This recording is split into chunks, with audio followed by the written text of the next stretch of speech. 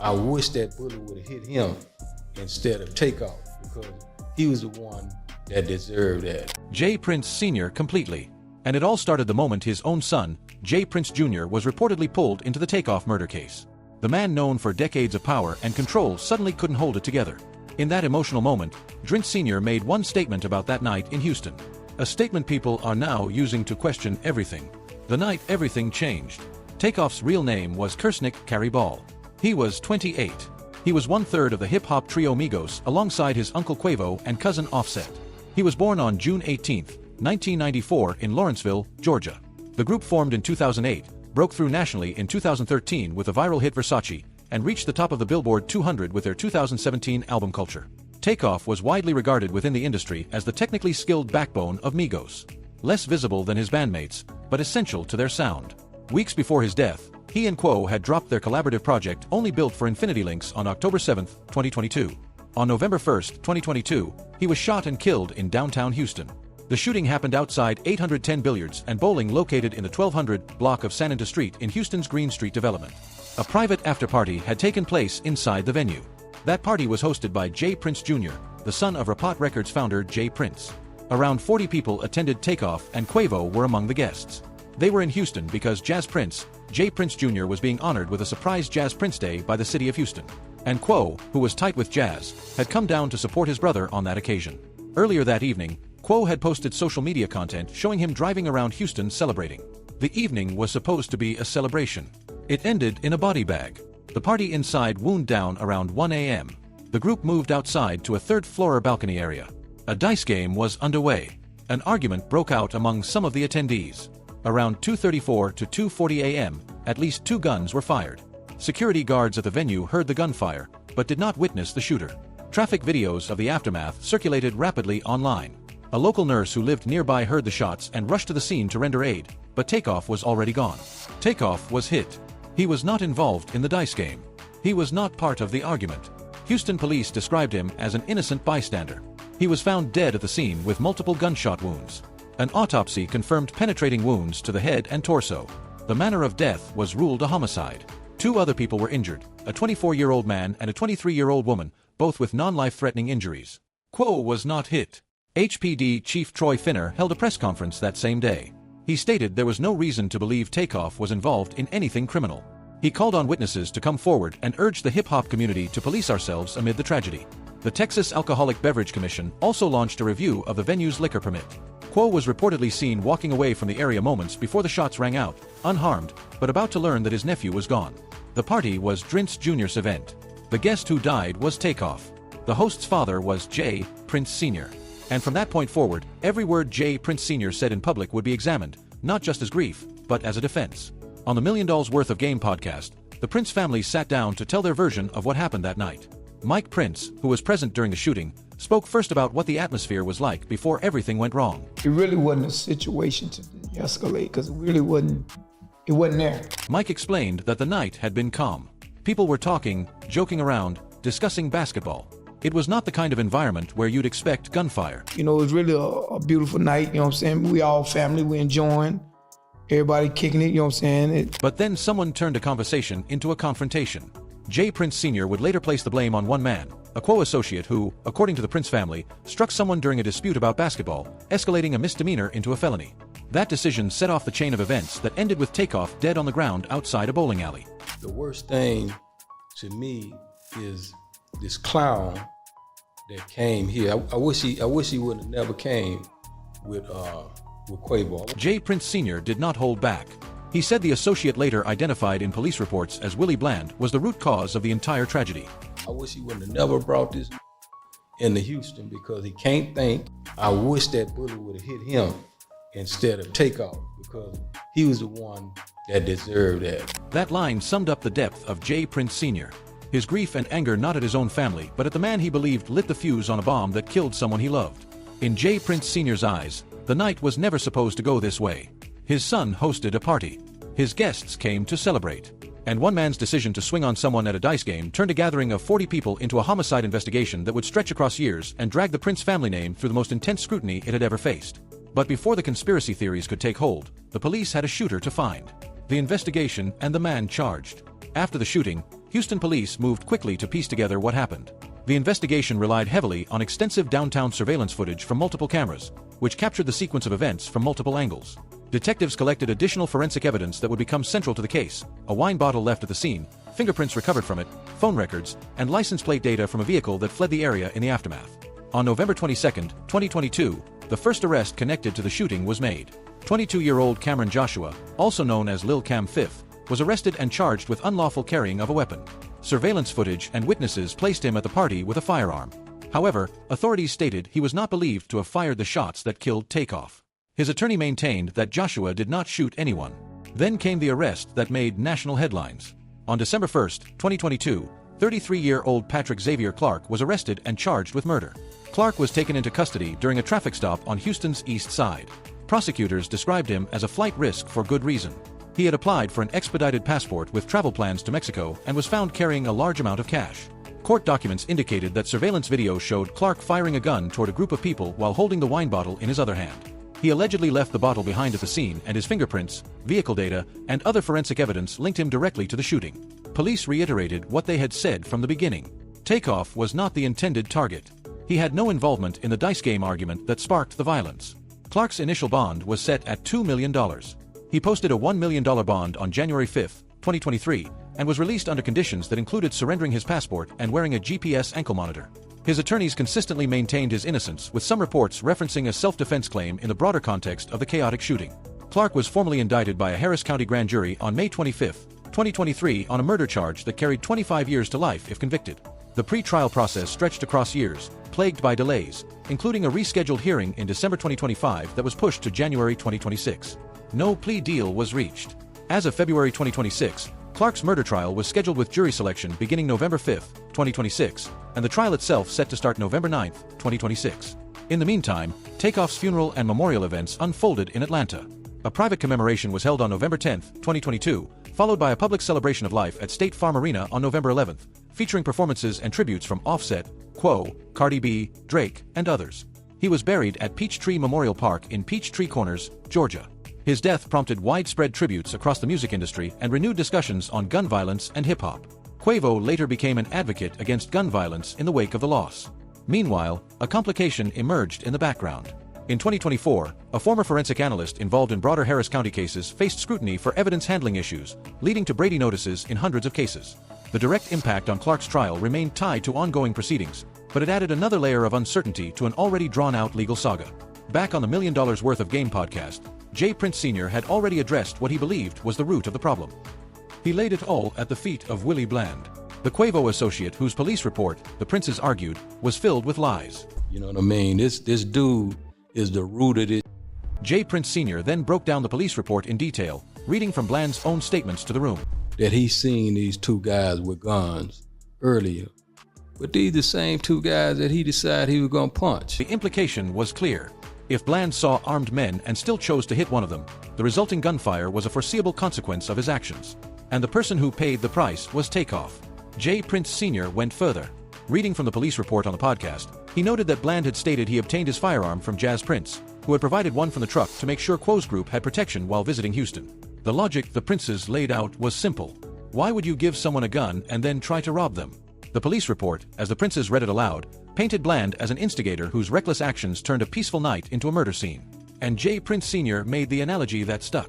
If two men rob a bank and police shoot an innocent bystander while responding, the charge goes to the men who robbed the bank. Who you think get that charge? The person that shot that innocent person, or the root of the situation that was robbing that bank? Because they are the root. That framing, the root became Jay Prince Sr. His entire thesis on who was to blame for Takeoff's death. It was not about the gun. It was about the hand that started the chain reaction. And it was a framing that would become increasingly important as the internet began constructing a very different version of events. One that placed the blame not on Willie Bland, but on the Prince family itself. A father's grief. Jay Prince Sr. speaks. 2 days after the shooting on November 3, 2022, Jay Prince Sr. broke his silence. He posted a lengthy statement on Instagram alongside a photo of Takeoff. The words carried the weight of a man mourning someone he considered family while simultaneously bracing for the firestorm of speculation he knew was coming. He wrote that the Prince family wanted to send condolences to Takeoff's family and friends, describing Takeoff as a brother, a son, a role model, and a God-loving human being. He called it a heartbreaking loss, one that people across the globe were paying for as a price of love. He then made his position crystal clear to whoever was responsible. He wrote that he did not tolerate dumb, stating that whoever put that bullet in his little nephew's head could not hide behind, beside, or anywhere near him. He said he spoke those words without knowing whose bullet was responsible. He called the root of the tragedy foolish and said it had to be owned by the fool. He also addressed the graphic videos circulating online, writing that this shouldn't have been recorded and this damn sure shouldn't be circulating across social media for family, friends, and fans to see. He said he had known Takeoff, Quavo, and Offset for many years, and that there had been nothing but mutual love between the families. That Instagram post functioned as both a eulogy and a boundary. Grief lined with a warning. But the real emotional reckoning came months later when J. Prince Sr. sat down with his son and nephew Mike Prince for the $1 million worth of game interview. This was not a press release or a carefully edited statement. This was raw. The first thing J. Prince Sr. did was speak about Takeoff's mother, and you could hear the pain shift from general mourning into something deeply personal. And definitely to Takeoff's mother. You know what I mean? Because I put her at the top of the list because it's an unnatural thing to lose your kid. You know what I mean? I felt all kinds of pain. He paused after that. The word unnatural sat in the air like it had nowhere to go. He explained that he had felt all kinds of loss in his life. His own mother, his father, brothers, sisters, cousins, and best friends, but that burying a child was a category of pain that stood apart from everything else. You know, to lose your child is a whole different kind of pain. So, you know, I sympathize with that to the fullest because that's what you call unnatural. This was not a man performing grief for cameras. This was a father imagining himself in the shoes of another parent who would never see their son again. He had buried family members before. Parents, siblings, cousins, friends. But the idea of bearing a child was something he could only describe as unnatural. A word he kept returning to like it was the only one heavy enough to carry the weight of what had happened. And the horror of it was that his own son had hosted the event where it happened. That guilt, whether spoken aloud or not, permeated everything J. Prince Sr. said from that point forward. He also addressed the state of the night before the tragedy struck, painting a picture that stood in sharp contrast to the chaos that followed. If he don't make that move, then the night is everybody's still here and live to see another day, and you know what I mean? It's bubbly and lovey-dovey. In his telling, the night was supposed to end with everyone going home safe. There was no tension between the Migos and the Prince family. There was no setup. There was only one man who made a decision that turned a party into a crime scene. And for J. Prince Sr., that truth was both a defense and a source of agony because the outcome was the same regardless of who was at fault. Later in the same interview, he addressed the swirling rumors about his family's relationship with Quo, making it clear that the bond had not been broken. You know, it's love here, and I look forward to that coming back together soon. He said there would come a day when Quo would have the opportunity to confirm everything the Prince family was saying, that they never abandoned him, never disrespected Takeoff, and stayed with Quo for hours after the shooting. Don't never put me in no position where, you know, I have to defend myself. You know what I mean? That wouldn't be healthy for you. And, you know, I have to say that. But it's $1 million worth of game. But the warmth he extended to Quo did not apply to everyone. In the same interview, J. Prince Sr. turned his attention toward Offset, and his tone shifted from grieving father to something colder. He accused Offset of throwing rocks and hiding their hand, speaking publicly and taking positions despite not being close to Takeoff when the rapper was alive. They took 3 seconds of a situation where I was caught on video and turned it into what they wanted it. That warning landed like a threat wrapped in a handshake delivered on a podcast with millions of listeners directed at a man who had lost his group member. It revealed something important about J. Prince Sr.'s mindset. He was grieving, yes, but he was also guarding his family's reputation with the same intensity he had used to build his empire over 3 decades. But while J. Prince Sr. was expressing love and grief, the internet was already building an entirely different narrative, one that would drag his son's name far deeper into the case than any official investigation had. The conspiracy theories and the viral video. Almost immediately after Takeoff's death, conspiracy theories began circulating across social media platforms, YouTube channels, Reddit forums, and hip-hop discussion circles that reframed the shooting as something far more sinister than a stray bullet at a dice game gone wrong. The central target of these theories was J. Prince Jr., the man who hosted the party, the man whose family name carries decades of influence and controversy in Houston's rap ecosystem, and the man who was captured on viral video walking past Takeoff's body in the immediate aftermath. That video became the single most damaging piece of footage for the Prince family's public image. A few seconds of J. Prince Jr. moving past Takeoff's body on the ground without visibly stopping, without apparent urgency, was clipped, shared millions of times, and interpreted by online audiences as evidence of cold detachment or worse, complicity. The optics were devastating, and no amount of explanation seemed to undo the damage. On the $1 Million Worth of Game podcast, JPR Jr. addressed the video directly. He explained that the clip captured only a fraction of what actually happened, that he had been inside paying a bill when the shooting occurred, and that when he walked past, he was heading to the restroom with Mike Prince so Mike could wash Takeoff's blood off his hands. But in that 3-second clip, it was me and Mike walking to the restroom so he can wash the blood off his hands and so he can enlighten me. He said that in reality, he and Mike had been with Takeoff for the better part of the day and that the night was supposed to be a family gathering, not a farewell. I had no knowledge of him. I ain't know he was from Chicago. I ain't know he was a jeweler until social media started trying to point a finger because he was standing next to me, and it's just unfortunate. But the damage was already done. The viral clip had been weaponized, and Jay Prince Sr. himself later called social media's portrayal of his son one of the biggest lies. The lie being that Prince Jr. appeared heartless and didn't care. According to the family, the full sequence showed Jay Prince Jr. reaching behind Takeoff's head to administer aid, spending time with the rapper's body, and being so shaken that he needed to wash the blood off himself. Beyond the video, the conspiracy theories grew into a sprawling web of allegations. One of the most persistent threads involved claims that Jay Prince Jr. ran or facilitated loaded dice scams, high-stakes gambling operations that lured in rappers and high-profile figures under the guise of socializing, only for the games to be manipulated with weighted dice and the chaos to be exploited for robbery or worse. Online commentators, including figures like Whack 100, amplified these narratives, connecting Takeoff's death to the separate killing of Duke the Jeweler as evidence of a pattern. Other theorists pointed to the Prince family's broader legal and business connections as proof of a coordinated system of protection. Jay Prince Sr.'s own public accusations against Willie Bland, claiming Bland lied to police about the events, including fabricated fears of a robbery attempt on Quavo, were reinterpreted by theorists, not as a father defending his family, but as an effort to discredit witnesses and steer the investigation away from the hosts. Industry feuds between Migos and the Prince family's rap AOD empire were layered on top, with some theorists framing Takeoff's death as a power move in ongoing Atlanta-Houston rap dynamics. Some forms even pushed ritualistic sacrifice narratives rooted in esoteric conspiracy thinking claims that Takeoff's death was an orchestrated elimination tied to power structures in the music industry. On the podcast, Jay Prince Jr. directly addressed the Duke the Jeweler comparisons, stating plainly that he did not know the man before the night in question. We ain't never had nobody to attack us, if you know what I mean. You know, when a man attack a situation with a weapon, then, you know, it become a playing field where, you know, any and everything goes. The Prince family's defense was consistent. The event was a normal gathering. The violence was triggered by an outsider's actions, and the Princes stayed with Quo in the aftermath rather than fleeing. On the podcast, Mike Prince confirmed that he stayed with Quavo for 2 to 3 hours after the shooting, making sure he was safe before they parted ways. Jay Prince Jr. added that he was the one who made sure Quo got where he needed to go, and Jay Prince Sr. addressed the broader narrative that the Prince family ran Houston like a toll booth, requiring artists to check in when they visited the city.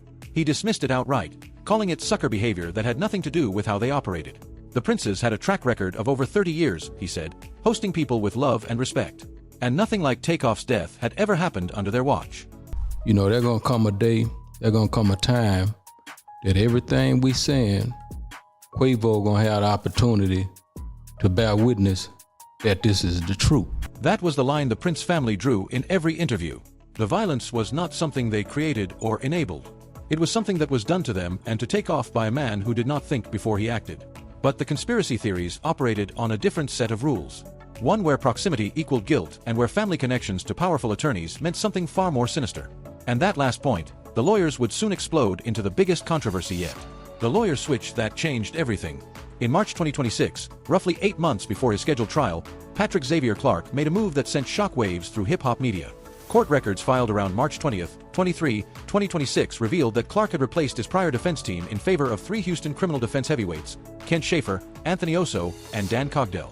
On the surface, upgrading your legal team before a murder trial is not unusual, but the identities of these specific lawyers turned a routine procedural move into an optics disaster for the Prince family. Kent Schaefer has represented Jay Prince himself in prior high-profile matters. Anthony Osso has similarly been part of the Prince legal orbit. Dan Cogdell rounds out the team as another seasoned Texas criminal defense attorney aligned with influential local figures. The question that immediately exploded across social media was simple. Why would the man accused of killing Takeoff at Jay Prince Jr.'s party now be defended by Jay Prince Sr.'s lawyers? Rapid-fire posts on platforms like X and Instagram framed this as proof of a hidden connection. The same family that hosted the party where Takeoff died now appeared through their legal network to be indirectly supporting the defense of the man charged with killing him. Hip-hop outlets reported the switch extensively, with every article pointing to the same uncomfortable question. What is the nature of the relationship between Clark and the Prince family? For conspiracy theorists, this was confirmation of everything they had been saying for 3 years. If Clark was operating within or adjacent to the Prince circle, Then providing him with the family's legal shield could be interpreted as an effort to ensure his defense strategy minimizes any spillover scrutiny onto the host.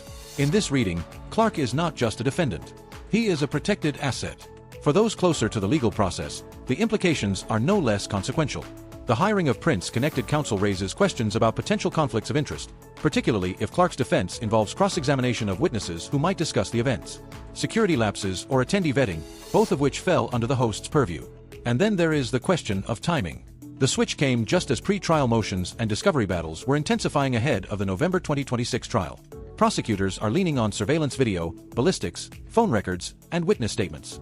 By bringing in attorneys who know the Prince family's legal landscape inside and out, Clark's team now has access to a network of knowledge that goes far beyond ordinary trial preparation. Jay Prince, Sr., for his part, has continued to maintain the same position he has held since November 2022. His family was not involved. The shooting was caused by an outsider, and the Princes loved Takeoff like one of their own. In a January 2025 recap of his earlier statements, he once again called social media's portrayal of his son a lie, reiterating the full-day companionship, the 8 attempts, and the blood-washing episode as evidence of loyalty, not indifference. But the lawyer switch has made that defense harder to sustain in the public eye.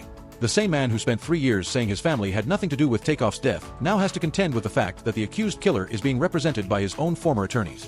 Whether that connection is purely professional or something more layered is a question that the courtroom will have to answer.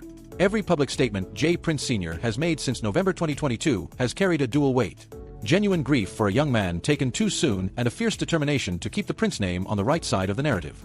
On the podcast, Jay Prince Sr.'s final words on the matter carried the tone of a man who believed the truth would eventually surface, but who also understood that the court of public opinion had already rendered its verdict. Stop slipping, man. Take advantage of these blessings you got and take care of you and yours, man.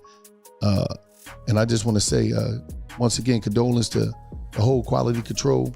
The trial of Patrick Xavier Clark, now set for November 2026, will be watched not just as a murder case, but as a public reckoning with the questions that have haunted this story from the beginning. Was Takeoff's death a random tragedy at a party, or is there something beneath the surface that the Prince family's legal connections now make impossible to ignore? On the podcast, Jay Prince Sr. closed with a message that echoed beyond the case itself.